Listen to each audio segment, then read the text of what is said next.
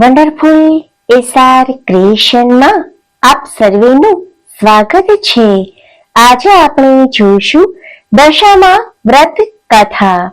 મિત્રો, વિડીયો પસંદ આવે તો વિડીયોને લાઈક કરશો તેમજ વધારેમાં વધારે લોકો સુધી પહોંચાડશો અને જો ચેનલમાં નવા હોય તો ચેનલને સબસ્ક્રાઇબ જરૂરથી કરશો। દશામાં વ્રત અષાઢ વદ અમાસને દિવસે લેવાય છે। દશામાં વ્રત અષાઢ અમાસના દિવસે લેવાય છે। વ્રત લેનાર સવારમાં સ્નાન કરીને વાર્તા સાંભળે છે અને 10 દિવસ સુધી ઉપવાસ કરે છે। માટેની સાંઢણી બનાવીને તેનું પૂજન કરે છે। 10મે દિવસે આ સાંઢણી જળમાં પધરાવી દેવામાં આવે છે। આ વ્રત 5 વર્ષ સુધી કરવું અને પછી ઉજવણું કરવું। ઉજવણામાં ચાંદીની સાંઢણી ઘડાવીને સુપાત્ર બ્રાહ્મણને દાનમાં આપવી। અષાઢ મહિનો આવ્યો, દિવાસાનો દિવસ આવ્યો। ગામની સ્ત્રીઓ આ વ્રત કરવા માટે નદીએ નહાવા ગઈ। નદીને કાંઠે રાજાનો રાજમહેલ હતો।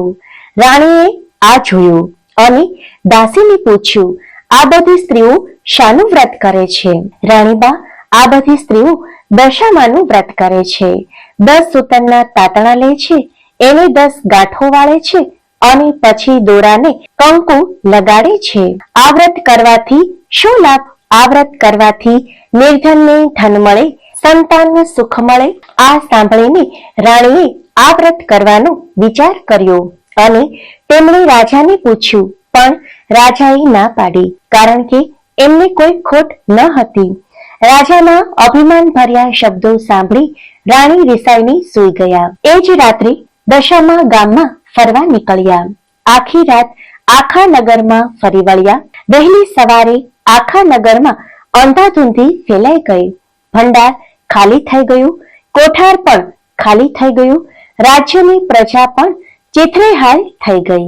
રાજા રાણી તો હાથે પગે ચાલી નીકળ્યા। ચાલતા ચાલતા ગામને પાદર આવેલા બગીચામાં ગયા, પણ એક રાતમાં તો આખો બગીચો સુકાઈને ઝાખરું જેવું બની ગયો હતો। રાજા રાણી ત્યાંથી પણ ચાલી નીકળ્યા, સાથે 2 કુંવરો પણ હતા। ચાલતા ચાલતા તેઓ રાણીની બહેનપણીને ઘેર આવ્યા। ત્યારે બંને રાજકુંવરોને ભૂખ લાગી। રાણીએ બહેનપણી પાસે ખાવાનું માંગ્યું એટલે તેણે ખીજાઈને કહ્યું, જ્યારે ભિખારણ તને ખાવાનું માંગતા શરમ નથી આવતી? આવા વેણ સાંભળી તેઓ આગળ વધ્યા। રસ્તામાં વાવ આવી।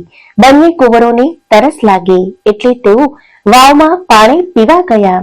ત્યાં દશામાં તેમને વાવમાં ખેંચી ગયા। રાજા રાણી કલ્પાંત કરતા કરતા આગળ વધવા લાગ્યા।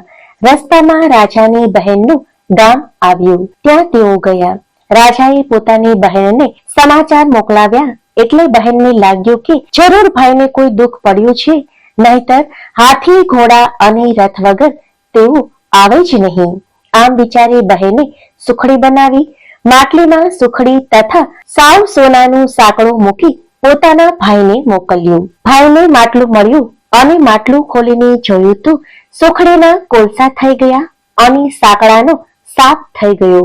આ જોઈને ભાઈને લાગ્યું કે મારી બહેન તો આવું મોકલે જ નહીં, આ તો જરૂર આપણી દશા ફરી છે।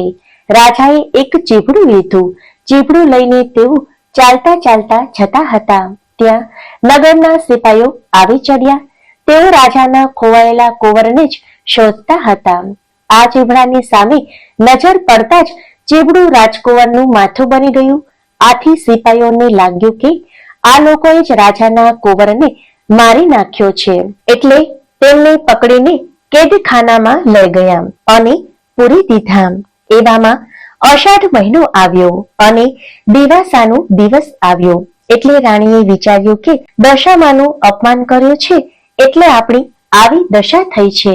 આથી રાણીએ કારાવાસમાં દશામાનું વ્રત કર્યું અને નકોરડા ઉપવાસ કર્યા અને 10મે દિવસે માટીની સાંઢણીની પૂજા કરી। આથી નગરના રાજાને સ્વપ્નમાં દશામાં આવે છે અને સ્વપ્નમાં આવીને કહે છે કે આ રાજા રાણીને વગર વાંકે કારાવાસમાં પૂર્યા છે, તો તેને છોડી મૂકજે, તારું કુંવર સવારે ઘેર આવી જશે. અને ખરેખર તેમ બન્યું. રાજા રાણીને કારાવાસમાંથી છોડી મૂક્યા. ચાલતા ચાલતા તેઓ પાછા આવ્યા અને પોતાની બહેનના નગરમાં આવ્યા. ત્યાં આવીને માટલીમાં જોયું તો ખાવા જેવી સુખડી બની ગઈ અને સાપ હતો તે સોનાનું સાંકડું બની ગયું. સુખડી અને પેલું સાંકડું લઈને તેઓ વાવ પાસે આવ્યા. ત્યાં દશામાં તેમના બંને કુંવરને લઈને તેમની રાહ જોતા બેઠા હતા. રાજા રાણી આવ્યા એટલે તેમના કુંવર તેમને સોંપી દીધા અને કહ્યું, હવે તમારી વળતી દશા થઈ છે તો તમે વ્રતનો મહિમા સમજો અને રાજ્ય સંભાળી લો. રાજા રાણી પોતાના રાજ્યમાં પાછા આવી ગયા. રાજ્યમાં હતું તેવું સુખ થઈ ગયું. રાજાએ રાણીને વ્રત પૂરું કરવાનું કહ્યું. વ્રત પૂરું કરીને તેમણે વ્રતનું ઉજવણું કર્યું. હે દશામાં, તમે જેવા રાજા રાણીને ફળ્યા તેવું તમારું વ્રત કરનાર, કથા વાંચનાર, સાંભળનાર સૌને ફળજો. જય દશામાં. મિત્રો, વિડીયો પસંદ આવે તો લાઈક, શેર અને જો ચેનલમાં નવા હોય તો ચેનલને સબસ્ક્રાઇબ જરૂરથી કરશો. આભાર.